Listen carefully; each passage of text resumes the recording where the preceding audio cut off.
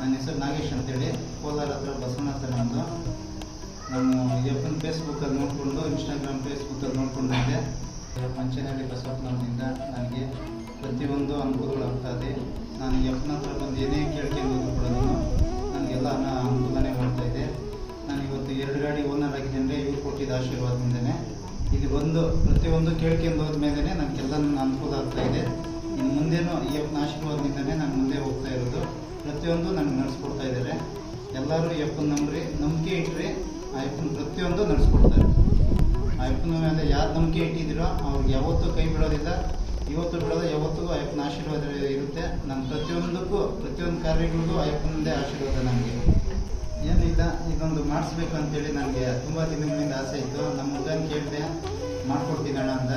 ನಾನು ಮಾಡ್ಕೊಡಪ್ಪ ಅಂತೇಳಿ ಯಪ್ಪಂದು ಫೋಟೋವನ್ನು ಕಳಿಸ್ಕೊಟ್ಟೆ, ಮಾಡಿಕೊಟ್ಟಿದ್ದಾನೆ. ನನ್ನ ಗಾಡಿ ಮೇಲೆ ಕೂಡ ಯಪ್ಪನ ಫೋಟೋನೇ ಇದೆ. ಯಪ್ಪನ ಆಶೀರ್ವಾದದಿಂದನೇ ನಾನು ಇಷ್ಟು ಮಾತ್ರ ಇರೋದು ಇವತ್ತಿಗೆ.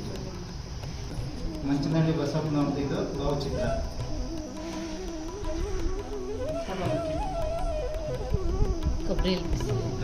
ಸಾಗರ ಮಾಡೋದು ಎಷ್ಟು ಚೆನ್ನಾಗಿ ಮಾಡೋದು.